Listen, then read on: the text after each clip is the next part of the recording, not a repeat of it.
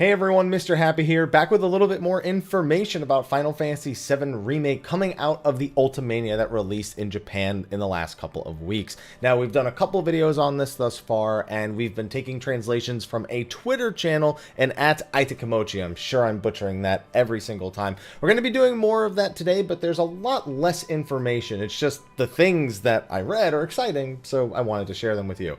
Please go to the person's Twitter. It's in the description. That's the source. They also tweet a bunch of other things. They have their own business that ships items that usually sell exclusively in Japan to other parts of the world. So just the shout out as usual, because we got to give credit to really the people who are doing the heavy lifting in regards to 7 Remake information from this Ultimania. So here we are with the little split screen format. Now, the interview we're going to be looking at from the Final Fantasy VII Remake Ultimania includes 2 of the co-directors, Toriyama and Hamaguchi-san, as well as the battle director, Endo-san. Now, they only translated a few parts of this interview because a lot of it is kind of more technical stuff. It's really interesting to read, and I'm sure if there was enough interest, there would be more translations, or I'm sure you can find them in other locations. But they decided to focus on their tweets on less of the technical stuff and more of the little juicy tidbits, things that give us a little peek into how they're thinking about the future games in the Final Fantasy VII Remake series.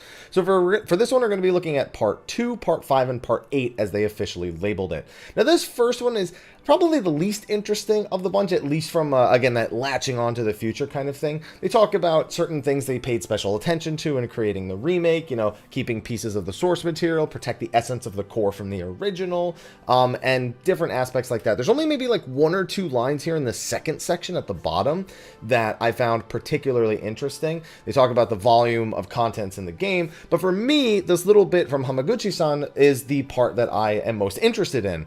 Now, I am of the opinion that while we will carry a few things over to the next game, I'm of the opinion that we probably won't carry over a crazy amount of things. And there's so much power scaling in the original game that even though it stops you at level 50, which would be perfect for carrying your stats into the next game, the idea that we'll carry all of that into the next game, especially one of the accessories from the post-game super bosses, it just doesn't seem likely to me. But we got a little tidbit here of why they went all the way up to the portions of magic that they did. Hamaguchi-san mentions here, you know, what battle elements there are going to be in the game. Now, Endo is the one who is in charge of the battle system, but Hamaguchi-san had some sort of input into how far they would actually go with some of the battle elements. You know, he says, you know, what if the game goes from fire to Fyra? But if we didn't get to Fyraga, he said that wouldn't be satisfying. You know, he's kind of right. I was really surprised to see us go all the way up to Tier 3 Magic in the first part of Final Fantasy VII Remake, and they really wanted to give us that control. They wanted to give us that, what feels like kind of like the original trio of spells. Our normal spells, our raw spells, and our Gauss spells. Obviously, the franchise has evolved since then with Jaw spells and just more advanced magic overall, but those are just so basic. However, he said specifically they developed up until Fyraga but left Flare for the next installments. So that gives us an idea that maybe material will carry over and that us getting to the point that we have with it isn't really all that groundbreaking compared to what kind of power scaling we're going to be looking at the characters achieving in the next part. Will we start over from Fire? It's still a big maybe. You know, they might still de-level us, even just back down to Fyra, which is a more reasonable place to expect people to be. But it apparently just doesn't seem like it would be that far-fetched for us to actually keep the majority of our materia. The enemy skill materia is the one thing I kind of wish they'd comment on. I feel confident we'll carry that over to the next game, but I just want that little bit of confirmation personally.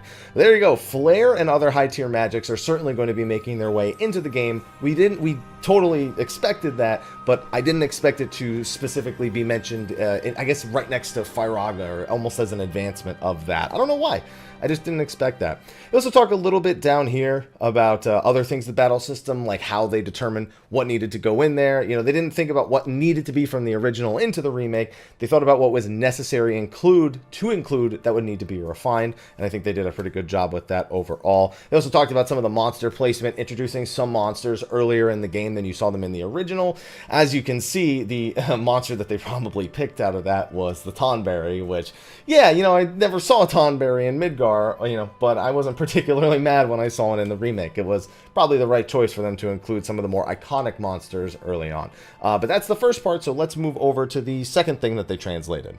Now, this one also not too interesting. There's just a little bit of information, things that I had already speculated on, of like why they had a certain scene in the game. You know, they talk a little bit more about Cloud's sort of awkwardness, which is a big part of his character progression in the remake. But the big thing here is they talk about the scene in Chapter 14 where you can get either Aerith, Tifa, or Barret, and just like I suspected, this was heavily inspired from the Gold Saucer theme, or the Gold Saucer scene in the original, the date scene, as most people remember it, where the hidden affection meter of the game built up to an eventual date with the person you had the highest affection with at the time. Now, this person's also translated a lot of other things, such as how your hidden affection meter is actually fully generated, and what the requirements are for getting this in a very numerical sense, not just in a do this many quests, don't do that many quests, whatever it is. The Ultimania goes into excruciating detail on that. But they just wanted something like the Gold Saucer date scene. This isn't anything like the Gold Saucer date scene, but they just wanted your decisions to lead up to a different scene that people could then talk about and share with friends. So they, we kind of talked a little bit about this, I feel like, before, in regards to the hugging thing. Maybe I just remember reading this before I actually posted the video, because I have been waiting a few days to actually do this, but that's all that came out of this part. It's really the next part that I'm more interested in. All right, and the final bit, and the irony is I'm pretty sure this was the first part that they actually got translated, which is why it actually has like co-director, and battle director, like I had said at the introduction. So this one has a major discussion, at the very least. One of the biggest questions about Final Fantasy VII Remake for the second part, we're out of Midgar now, and a lot of people have very fond memories of the world, and specifically the world map of Final Fantasy VII Remake. So I wanted to get a little bit of, I guess not information, but insight into how the developers are kind of thinking about that, because there's a lot of ways that that can be done right, and there's a lot of ways that that can be done wrong, especially when comparing it to the original game. So they just talk about how they're in the planning stages. Again, this interview is back on March 19th, so it's been almost 2 months since then.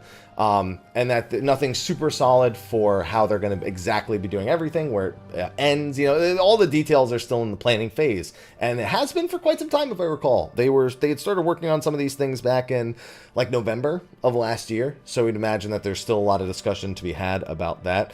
But the big thing is, how will the remake reimagine the world map from the original game? So they said this is something they need to consider. They were able to really focus on everything within Midgar, and the next game needs to allow the player to enjoy the vast world of 7. And they said if we are to create a large world, we have to consider how exactly we can do so while also telling a dramatic story. So that feels like a direct lesson learned from the overall design of Final Fantasy 15. It is not an inherently good or an inherently bad thing to have a large open world. It largely depends on the story you're trying to tell and the game that it's being built for. One thing Final Fantasy 15 suffered from, even if you enjoyed going around the open world and finding random knickknacks and caves and stuff like that, that if you're trying to tell a dramatic story, taking massive 5, 10, 15-hour breaks away from the main scenario can kind of kill the mood. You may even forget what you were even really doing in the first place if the game doesn't direct you from point A to B. It's why linear storytelling isn't necessarily a bad thing. Now, fortunately, 7 Remake has the advantage of having a really good example of the original game. The world map is not the same thing as a game being open world. It was more like a vessel to get around the world, or to descale it so that we could get a sense of the size of the world without necessarily needing to have massive travel times between locations. It would serve to lengthen the game with random combat. It would also have little bits that you could kind of break off and do. Imagine the world map of Final Fantasy VII, the original, being a straight path like this. But on that straight path, you might have, you know, a little left turn that leads to a cul-de-sac here, or the right turn that leads to a cul-de-sac there. And you could stop and you could check those things out, see if there's any new items, dialogue, side quests, but ultimately you would go back onto that main road and continue. It wasn't a complete tangent, it was just a little stop along the way. And I think that replicating that for 7 Remake's world map is going to be essential. It is okay if we stop in Calm, it's okay if we stop in Gungaga. You know, yes, we are going to Cosmo Canyon, but we need to get to the next location. And what other locations can I go to other than that? Chocobo Ranch, the swamp I expect to be really big, the cave, those are all things that we expect to have to go through, but the little bit of detours along the way is largely going to determine how well they can tell this story while still having the vast world, as they've said, of Final Fantasy VII told or shown in a way that doesn't inhibit that experience. And I think the original game does does it the right way, and they kind of need to replicate it here for that. Now, they also talk about their things that they're excited for the next installment. Now, the battle director specifically says he wants to be more involved in the game as a whole. Within the story-driven game, I would like to challenge myself into making better gameplay elements. And there's definitely things that could have been improved on from the original. The aerial combat, while I'm kind of glad the game is grounded and a little bit heavier than a lot of other action games nowadays, the aerial combat, something I'd hope that he is looking to improve and achieve along the next installment. Now, going on to the co-director Hamaguchi-san, he says that yes, we have the latest technology, we created the world of Midgard's story. They can't just do that for the next game. You know, it's literally such a different beast to have this huge world, this massive adventure that they need to go on. And there would be no surprise or novelty if they just kind of replicated the same formula from the first game, and it kind of just wouldn't make sense. They want to put something different within the next installment that differentiates it from the first. And I think that just by nature that's going to happen. I don't think he even needs to really worry about that much. He seems self-aware enough to know you literally can't just do it the same way you did it before. And I'm glad to have that realization come to him this early in the development. As for the other co-director, Toriyama-san, he says first installment only took place in Midgar, had a lot of content.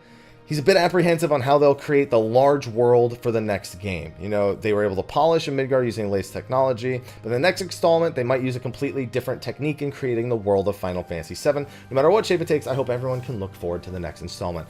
I'm looking forward to it too. I've really enjoyed these interviews, and I kind of wish there were more of them, but maybe we'll just have to hope for the best over the coming months that little interviews here and there will come out. But this Ultimania has been super great to read the translations online, whether it be little tidbits about the characters or scenes from the game, more direct information about the point systems that are used from the for the affection system, as well as things like this. So thank you again to Aitakemochi for translating these, and you know, thank you everyone for watching this video. Let's cut back to the full screen for the outro though. And with that, that's going to be a wrap for another video on Final Fantasy VII Remake Ultimania. It has been a trip, as I was saying before, and thank you again to Aitakemochi. Again, source in the description. Even a fun little tidbit here. Apparently, when you put Rude to sleep in the fight, where you fight him, he just murmurs partner and Reno in his sleep if you do it enough times. So they even just have fun little tidbits like that on the Twitter, and I've enjoyed seeing those pop up on my social media streams over the past couple of weeks.